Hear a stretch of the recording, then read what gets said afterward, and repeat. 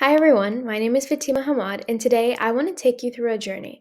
Not a perfect journey, but a real and honest look at what it means to grow, especially when things feel uncertain. When I think about this past year, I think about cherry blossom trees. They start off as tiny seeds, unsure if they'll ever bloom.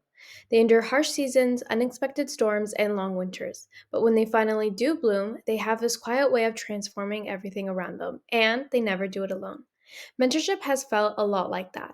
It's been beautiful, unpredictable, sometimes fragile, but always grounded in connection. Because just like cherry blossom trees don't grow in isolation, neither do students. Growth in university isn't just about figuring things out on your own. It's about helping create the kind of environment where everyone has a chance to thrive too. If I had to choose a motto to live by, it would probably be why take the normal path when you can take the adventurous one? Whether it's drinking an ice cap in the middle of winter, sketching instead of taking notes, or convincing my family that cows are more photogenic than people, I've always found joy in the unexpected. A perfect day for me, ice caps, tacos, and a good book. But life isn't just about the small joys, it's about chasing after the big, uncertain ones too. For most of my life, I stuck to safe spaces. I thought risk taking was for people who had everything figured out. Spoiler alert, nobody really does. Growth isn't a carefully mapped garden, it's a forest, wild, unpredictable, with some trees thriving, others falling, and new growth showing up in places you didn't expect. That's been my journey, not perfectly planned, but unfolding like a landscape, messy, interconnected, and full of quiet transformation. So, how did I end up here? Let's rewind. When I started university, I wasn't chasing leadership roles or research placements. I was just trying to survive. That may seem a little bit dramatic. COVID pushed everything online, and like many students, I felt invisible, like a seed buried deep in the soil that didn't feel ready to grow, especially among all of the beautifully flourished trees around me. I'd log into Blackboard, camera off, heart racing, wondering if I even belonged. I had done well in high school, over a 90% average, but suddenly that version of myself felt so far away. I was anxious, unsure, and constantly asking why I couldn't seem to measure up anymore to the same person I used to be. I applied to the Outstanding Scholars program, submitted my 4 short paragraphs, and was accepted as a candidate. And honestly, that didn't make me feel any more certain. If anything, it made the gap feel a lot bigger. First year was hard. Some people have great first years, but I really did not. And I think it's important that I say that out loud. By second year, things slowly began to shift. Became a full OS student. My classes felt a little bit more structured. You can see my hectic schedule on the actual slide.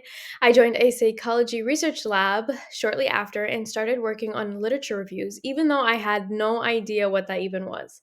I stumbled through terminology I didn't understand, but I stayed curious. And I learned that loving something and struggling with it at the same time is not a contradiction, it's just a learning process. Then came third year. I became a mentor to a first year student in human kinetics and joined a mentorship and learning course supporting a group of 13 first year students. Supporting one mentee felt like tending to a single small plant. Supporting a group, that was like I was tending to a big, gigantic forest. Each student came with their own ecosystem of challenges and strengths. Some weeks were easier, but other weeks felt like I was completely alone. It was kind of like walking on campus during a thunderstorm with no umbrella. I didn't want mentorship to feel like another lecture, so I brought in games, interactive activities, and small academic challenges disguised as fun. And somewhere in all of that, I realized I wasn't just mentoring, I was growing too. One student who was placed in my group temporarily in this mentorship and learning course later told a friend that was the most I've learned all semester. They probably didn't realize it, but that sentence stayed with me. It reminded me that even when it's imperfect, even when I'm fumbling, I might still be helping something take root.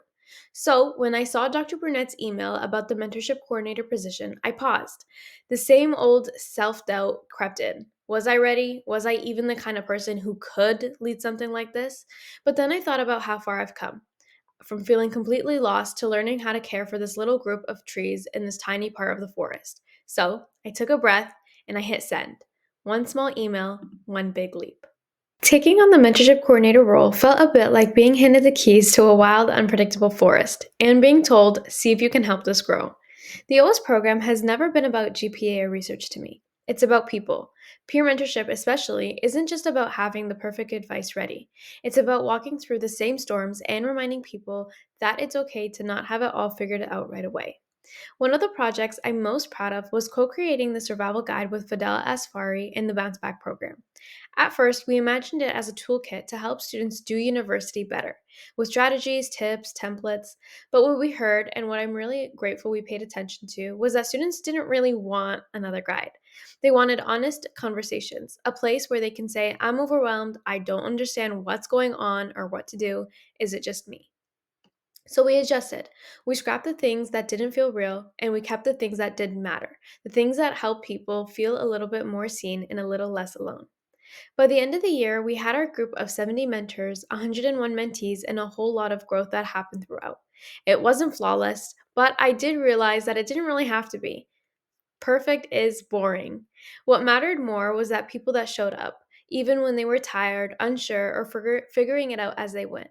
And honestly, so was I. There were moments I felt like I was barely holding things together, or wondering if any of it was actually making a difference. But then I'd read through the meeting reports, or see other students have fun in events, and I'd have to really remind myself and remember that making a difference doesn't always have to come in big, visible moments. Sometimes it shows up quietly, and that is perfectly okay with me. So, what exactly do I do? I lead mentor training and support sessions, helping mentors feel less lonely and more confident. I created training that mixed information, games, and wellness tips because mentorship isn't just about the content I shared. I wanted the peer mentors to feel like the work and support I was giving them felt genuine and real, kind of like I was in their corner cheering for them silently. Behind the scenes, I manage mentor mentee pairings, organize biweekly reports, and sift through the feedback to improve the program as we go. And by organize, I mean politely chase mentors for the reports they forgot to hand in. I also help develop ideas for social and networking events that give students a reason to connect outside of academics. Stay tuned and be excited for the future events the future coordinators will have planned.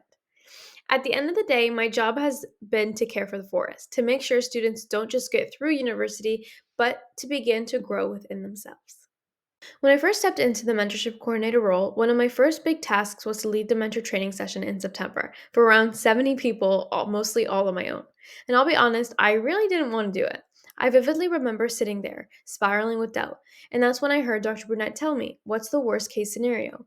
I said that I make a complete fool out of myself, embarrass myself, stare down on my script the whole time, and he said, okay, and then what? He reminded me that it was okay to mess up. It doesn't define you, it's just how you learn.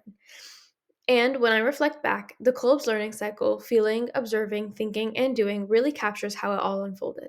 It started with feeling anxious, overwhelmed, nervous. I was grateful for the opportunity, but I didn't want to ruin the opportunity given to me. Would I be doing a good job? Am I qualified? Then came observing. I reviewed how training had been done before. It was solid, but sometimes too formal, too one sided, not really designed to spark connections. Many people also complained that it was way too long. Then came thinking, asking what would have helped me as a new mentor. That's when the creative part kicked in. I invited Katie Casey as a guest speaker, added mentor bingo, brought in the survival guide, and shaped the session into something I hoped would feel real, not robotic.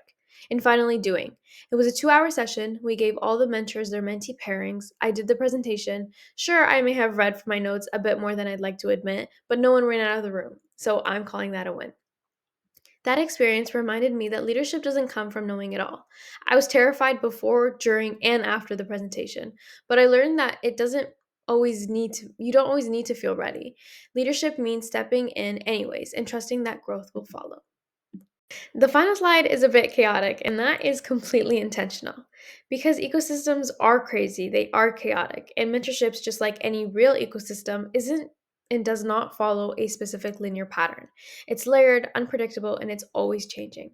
When I designed this graphic, I wanted to show that everything I've learned, everything I've given, and everything I've received is part of something bigger, a bigger living system.